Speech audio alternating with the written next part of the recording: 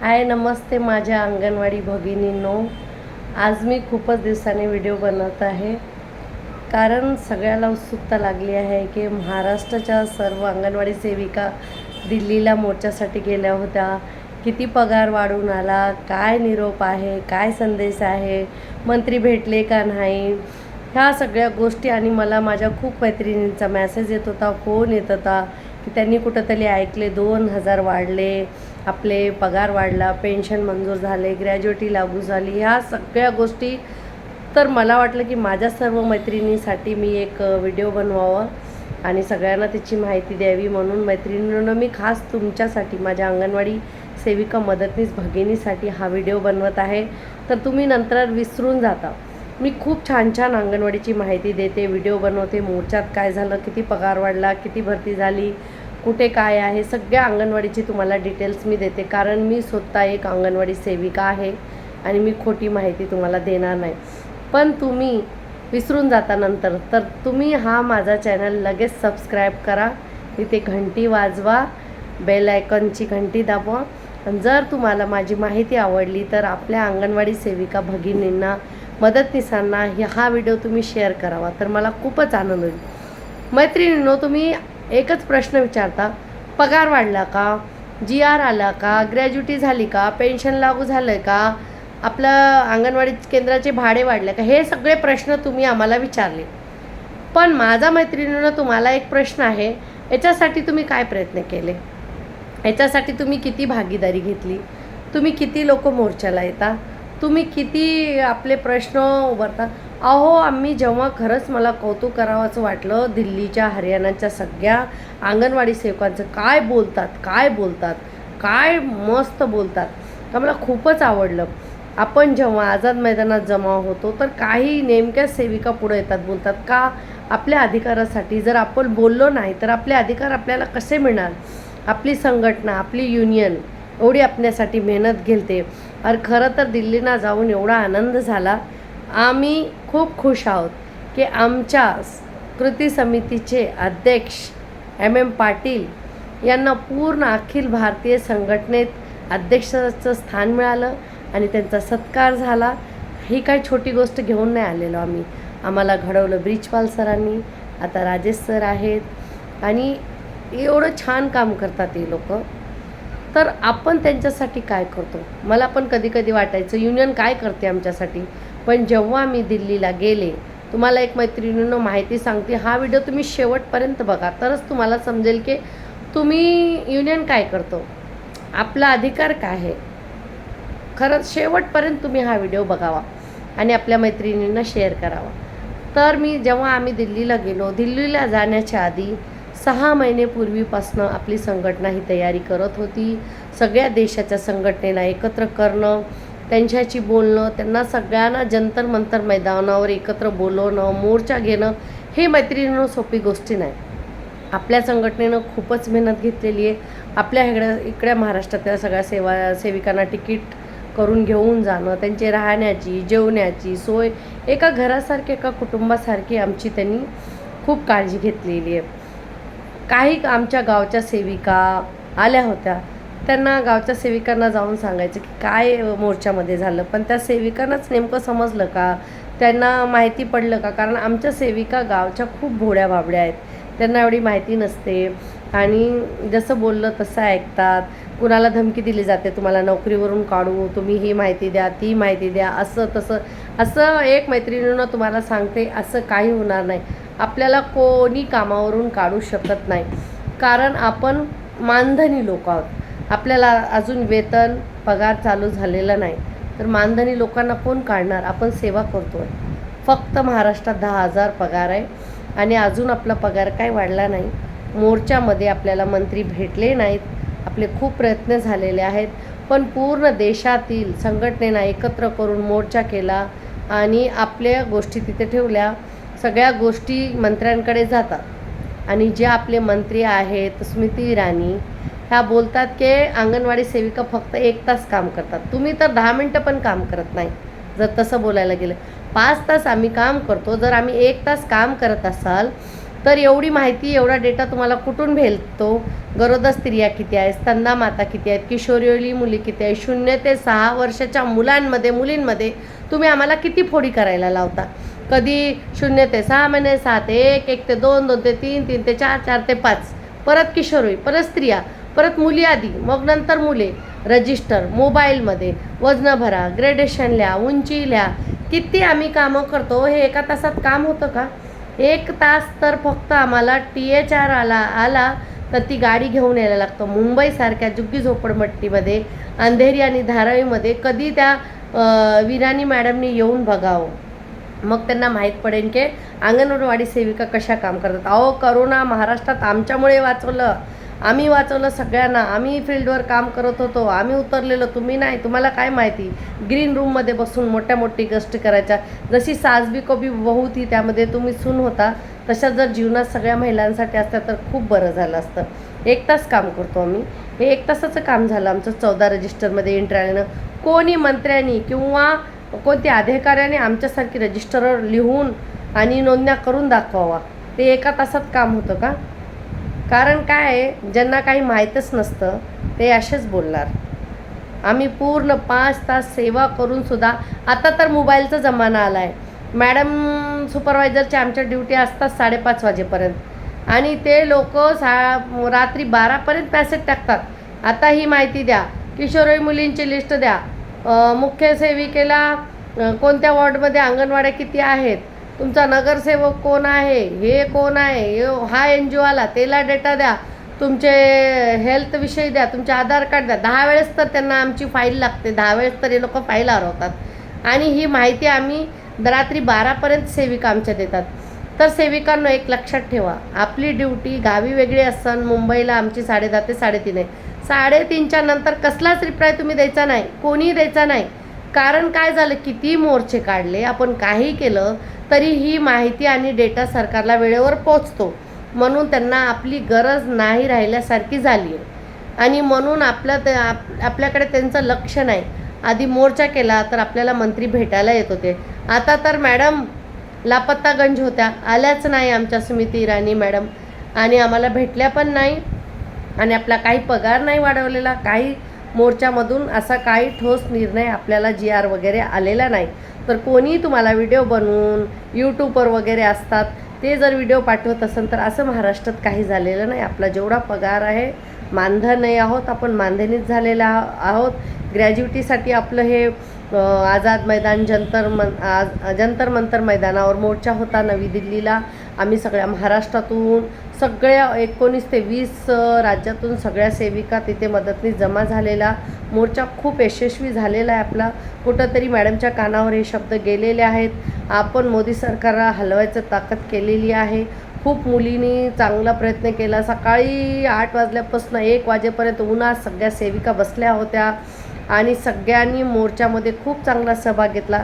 असाच आपण मोर्चामध्ये सहभाग घ्यावा आणि सगळ्या माझ्या मैत्रिणीला एवढीच माझी विनंती आहे, जिथे पण तुम्ही राहता, कुठेही तुमच्या मोर्चा असेल, सहभागी व्हा. कारण आपण वाघाला घाबरत नाही, मग चिचुंद्र्याला घाबरायचं का? कशाला घाबरता तुम्ही? काही मुली मुख्य सेविकांना खूपच घाबरतात. मला पण माहिती आहे की नवीन असताना भीती वाटते, गट्स सगळ्याला नसतो, नोकरीची भीती दाबतात. पण मैत्रिणींनो, आपली जोपर्यंत संघटना आहे, कृती समिती आहे, तोपर्यंत आपली नोकरी कोणी घालू शकत नाही आणि जाणार पण नाही. आता तुम्ही नीट लक्ष द्या आपल्या ऑफिसाकडे. 50 मुलींच्यावर 1 मुख्य सेविका आहे, बरोबर? आधी 25 अंगणवाडी सेविकाच्यावर 1 मुख्य सेविका होते. तर तुम्ही आता 50 आहेत आणि 50 मदतनीस. 100 बायकांना ती 1 सुपरवायझर घाबरत नाही का हो? त्यांना त्याच्या ड्युट्या विचारा. तुम्ही किती वाजता येता, तुमचं काम काय, किती विजिटला येता, विचारा. सरळ प्रश्न विचारायचा. आम्ही विचारतो, कारण त्यांची नोकरी आहे, त्यांना मानधन काय, वेतन काय, 1-1 लाखापर्यंत पगार आहे, तरी पण आपल्याकडून कामं करून घेतात. काही आपल्या मुलींच्या चुका असतात, घाबरून त्यांची रिपोर्ट भरून देणे, टॅली करून देणे आणि 10 वेळेस ऑफिसला बोलवतात, जायचं नाही. तुम्ही एकट्या या 50 मुलींना भेटायला. आम्ही 10 जणी कशाला यायचं ऑफिसला? आत्ता प्रत्येक बाबतीत ऑफिसला बोलवलं जातं आहे आणि मुली घाबरून ऑफिसला जातात. तर हे सगळं 3:30च्या नंतर तुम्ही बंद करा. 3:30च्या आतमध्येच काम करा, कारण त्यांची ड्युटी सकाळी असते 10ला, त्या येतात 12ला आणि आपल्याला कामं लावतात. आणि आता आपले जे बालविकास अधिकारी आहेत त्यांना पण खूप खूप चार्ज आहेत. मुंबई झोन कुणाला तर 10 प्रकल्प एकाकडे असल्यावर ते कुठे कुठे लक्ष देणार. TH4 म्हणजे टेक होम राशन जो आपल्याला येतो त्याची पावती पहिल्या दिवशी जर तो आला तर सही करून द्यायची नाही. दुसऱ्या दिवशी बाबा तू पावती घ्यायला ये, आज आम्ही सगळा माल मोजतो, नाहीतर तू इथं उभा राहा. पावती दिल्यामुळे आपली सही झाल्यामुळे मग आपल्या लाभार्थ्याला TH4 कमी पडतो, लाभार्थी आपल्याला भांडतात. आणि आपले लाभार्थी कसे अग्रेसिव्ह असतात ते आपल्याला सगळ्यांना माहिती आहे. सगळे सारखेच असतात, कुठे असू द्या. गावातल्या माझ्या सेविका मैत्रिणी खेड्यापाड्यातून तालुक्यात रिपोर्ट द्यायला जातात. एक दूरदूरून येते तर एकीला टार्गेट करून एवढं काम खरंच तर हे पाप कुठं फेडान?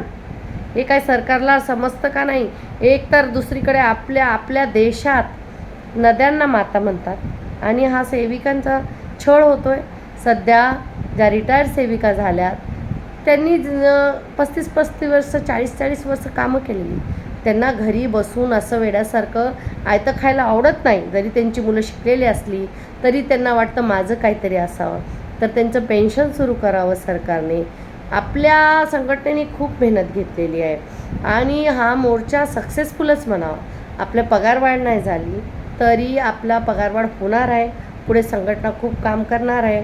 आपण जर आपली मागण्या मान्य नाही झाल्या तर आपण सगळ्या संपावर जाणार आहोत. तर कोणतेही खोटे नाटे तुम्हाला व्हिडिओ येतील, GR आला, पगार आली, ही आली, तर असं काही ऐकू नका आणि ते नुसते व्हिडिओ बघत बसू नका. मी एक अंगणवाडी सेविका आहे, मी स्वतः त्या मोर्चात होते, मला माहिती आहे. मला संघटनेच्या अध्यक्षांनी आमच्या सगळ्यांनी माहिती दिलेली आहे की आपली पगारवाढ झालेली नाही, आपला कोणताही निर्णय ह्या मोर्चात घेतला गेलेला नाही. तर तुम्ही असं काही व्हिडिओ बघून वेड्यासारखे ऑफिसला प्रश्न वगैरे काही विचारू नका.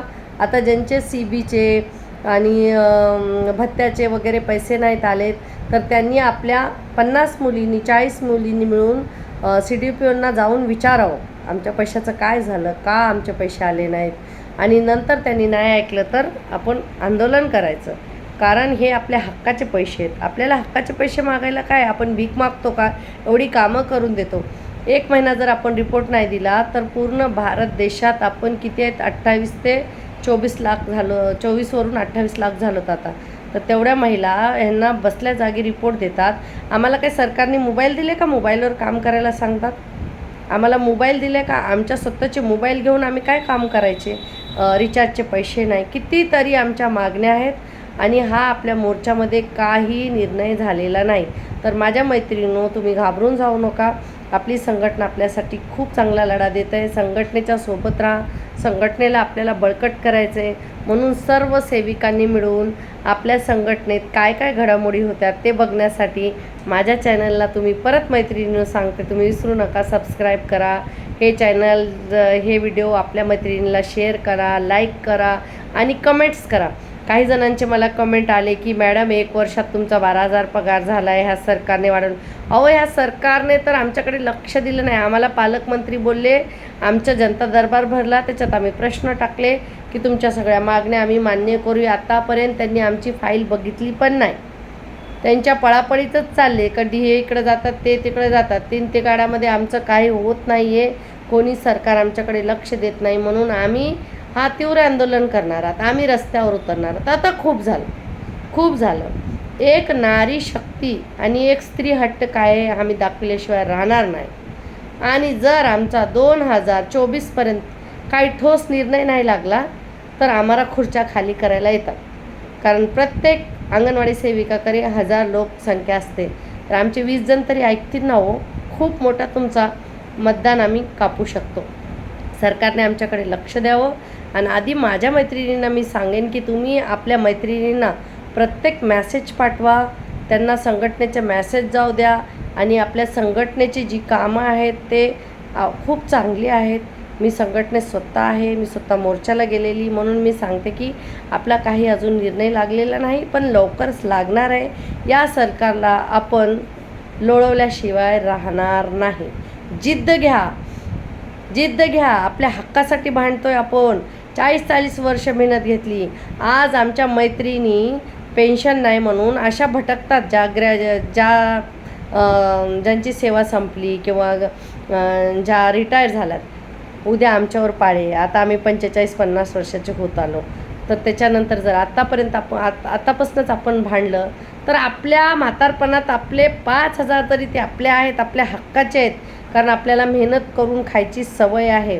अंगणवाडी सेविका किती कामं करतात, काय करतात, हे जर स्मृती इराणीला ऐकायचं असेल तर त्यांना पूर्ण 8 दिवस द्यावे लागतील. कारण आम्ही फक्त A for apple B for ball म्हणून घरी जात नाही बाई. आम्ही काय पार्लमेंटमध्ये हाजरी लावून घरी जात नाही, आणि नाही गेलं तरी चालत नाही असं नाही. 40-50 मुलं आमची वाट बघतात आणि आमची खाऊ येतो, डबा येतो, तो आम्हाला खाऊन बघावा लागतो. तुम्ही तर आमचे सगळे अधिकार मारले. तो आधी खाऊमध्ये आमचा वाटा होता का? त्या अंगणवाडी सेविकाने राशन वाटायचं आणि त्यांना 1 किलो राशन घ्यायची पण अधिकार नाही. आणि जर का कोणत्या सेविकेने उरला घेऊन गेला तर तिचे अंगणवाडी सेविका घेऊन गेली राशन, ते व्हिडिओ लगेच येतात. फक्त का अंगणवाडी सेविकालाच पूर्ण देश लक्ष ठेवतो का? मोठमोठ्या शाळांमध्ये काय होतं, मोठमोठे मंत्री काय करतात. एक अंगणवाडी सेविका 4-4, 5-5 अंगणवाड्या सांभाळते. कारण सेविकांची भरती झालेली नाही. आत्ता महाराष्ट्रात मदतनीसची भरती झाली. तर एक आमचे बालविकास प्रकल्प अधिकारी 4-4 प्रकल्प सांभाळतात. मग प्रत्येक एरियाला आमदार कशाला हवा? आमदार कमी करा ना तुमचे, आणि तो आमदाराला जो निधी आहे, खर्च आहे, तो करा अंगणवाडी सेविकावर, आमच्यावर. आम्ही स्त्रिया आहोत, कुठे जाणार म्हातारपणात? याचा सरकारने खरंच लक्ष घेतलं पाहिजे. आधी तर आपल्या सेविका मजबूत झाल्या पाहिजेत. हक्काचं मागतोय, कोणी तुम्हाला नोकरीवरून काढू शकणार नाही, कोणी तुमचं काही करू शकणार नाही. तुम्ही मजबूत व्हा. तुम्हाला जर मजबूत व्हायचं असलं तर मी जे व्हिडिओ ऐका. मी पण गावातून एक आलेली मुलगी, एका छोट्याशा गावात, तिथे लाईटसुद्धा वेळेवर नव्हती, ना रोड होते, ना गाड्या होत्या. मी 10वीची परीक्षासुद्धा बैलगाडीत जाऊन दिलेली आहे. ह्या गावातून मी आलेली. मुंबईला मी नोकरी करते, 25 वर्ष झालं. माझ्यामध्ये हिंमत आहे तर तुमच्यामध्ये का नाही हिंमत? तुम्ही हिंमत आणा आणि माझे व्हिडिओ बघत जा. असेच मी चांगले व्हिडिओ तुमच्यासाठी बनवणार आहे. आणि माझ्या मैत्रिणींनो, आपला मोर्चामध्ये काही निर्णय एक झालेला नाही. लवकरच निर्णय आपण हातात घेऊन निर्णय करायचा आहे. आपल्यासाठी आपल्याला भांडायचं आहे. आपण जर पुढे नाही आलं तर आपल्यासाठी कोण भांडणार? तर माझ्या मैत्रिणींनो, तरी पण आम्ही हसत खेळत खूप मज्जा करत घरी परतलेलो आहोत. आता पण आनंदी आहोत, समाधानी आहोत. म्हणून देव आम्हाला सुखी ठेवणार आहे, आमच्या मुलांचं भलं करणार आहे. बघा, सगळ्या अंगणवाडी सेविकांच्या मुलं शिक्षण घेत आहेत, सुखी परिवार आहे. तर हा आशीर्वाद कुठं ना कुठं आम्हाला गरिबांचा लागलेला आहे, त्या लाभार्थ्याचा लागलेला आहे, मुलांचा लागलेला आहे. तर हा आशीर्वाद आपण आपल्यासाठी ठेवायचा आहे आणि आपली लढाई लढायचं आहे. कृती समितीचा विजय असो. शेअर करा, व्हिडिओ लाईक करा, कमेंट करा. कारण मी तुमचे कमेंट वाचून हा व्हिडिओ बनवलेला आहे. तर अजून मी तुमचे कमेंट वाचून परत व्हिडिओ बनवेल. आणि जेवढ्या महाराष्ट्रात किंवा देशात ज्या घडामोडी होतील अंगणवाडी सेविकेविषयी, त्या मी सगळ्या तुम्हाला टाकणार आहे. तर तुम्ही माझं चॅनल सबस्क्राईब करा, लाईक करा, कमेंट करा आणि आनंदी राहा. आनंदी राहता येत नसेल तर आनंदी राहण्याची फक्त नाटक करा. ते नाटक जीवनात उतरणार आणि तुम्ही आनंदी होणार. ॲक्टिंग करता करता ते आपलं चांगलं काम होणार आहे.